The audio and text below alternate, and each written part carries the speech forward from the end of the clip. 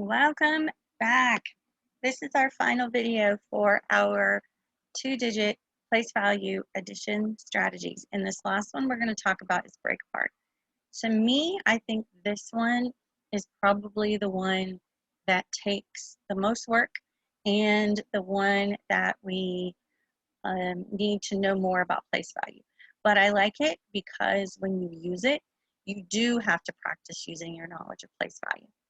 So to use break apart, in our addition equation, we're going to leave our first addend alone. We're not going to touch it. We're not going to decompose it.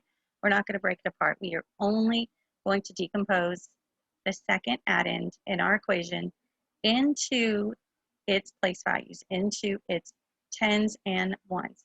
Then we're going to add our tens to our tens and our ones to our ones. If we have 10 or more ones, then we will need to regroup. Okay?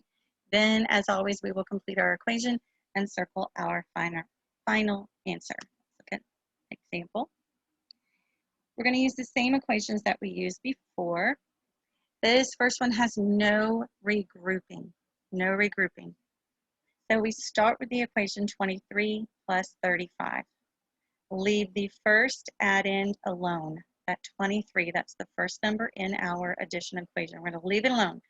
Going to copy it a second time and we're not going to decompose it. But my second addend, the 35, I am going to break apart or decompose into its place values. So I have a 3 in the tens place, so I've drawn a line here, and the value of 3 tens is 30. I have a 5 in the ones place, so I'm going to bring that 5 down.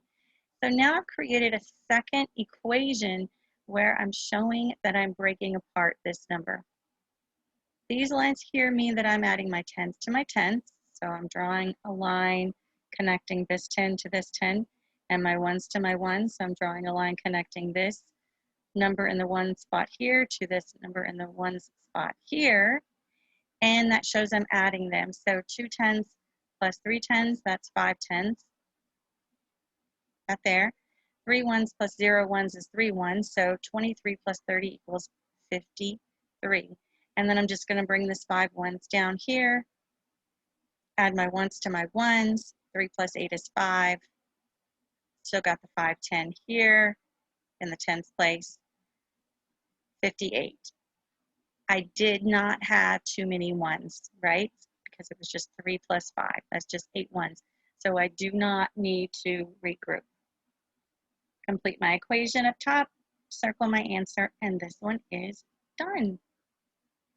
Now let's look at one where we do need to regroup. Same equation that we regrouped on the previous two strategies. We're going to do the same thing. Leave this first addend alone. Do not touch it. Just bring it down here. Do not break it apart. The second one, yes, we're going to break it into its tens values and its ones values.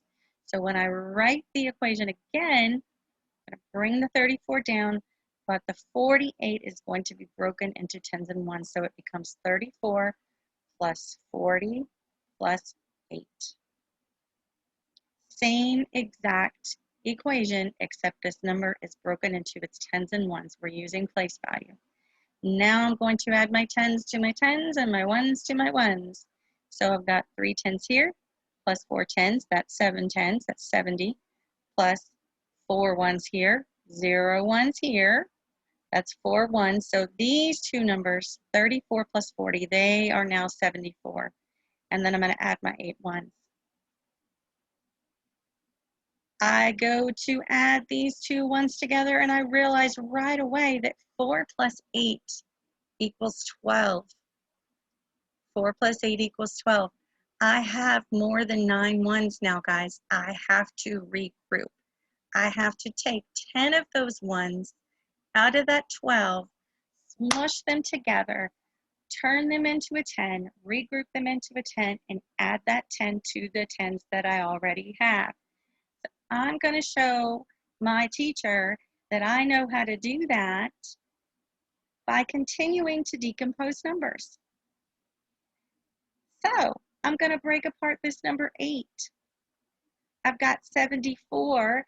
I decide to do it by dividing it into 6 and 2 because I realized, oh, wait a minute. If I add a 6 to it, I can make a 10. And then when I get down to the bottom, that'll make it easier for me to add in my head. So now I have 74 plus 6 equals 80. I've got 2 left over, and that gives me 80 plus 2, and that gives me 82.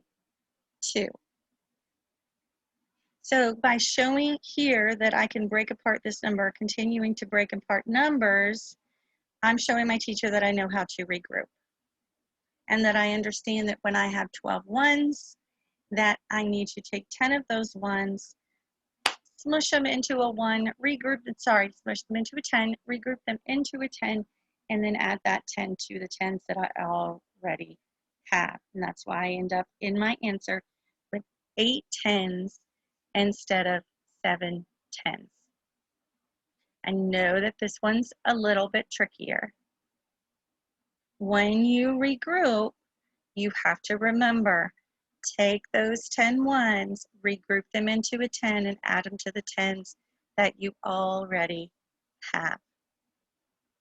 If you have any questions about any of these strategies, and you're going to practice all 3 of these today, if you have any questions, please reach out to your teacher. Please send an email, send a message in Schoology, leave a comment on your assignment in Schoology. If you're in person, please raise your hand and ask for help, kiddos. When you get home, show these videos. Make sure your grown-ups know these videos are posted on Schoology. They can go over them with you as well. And so we have a really, really good foundation for these strategies. We're going to review subtraction strategies tomorrow because, kiddos, after the break, we're going to be doing word problems, and then we're going to jump right into 3-digit numbers. So please ask for help. See you later.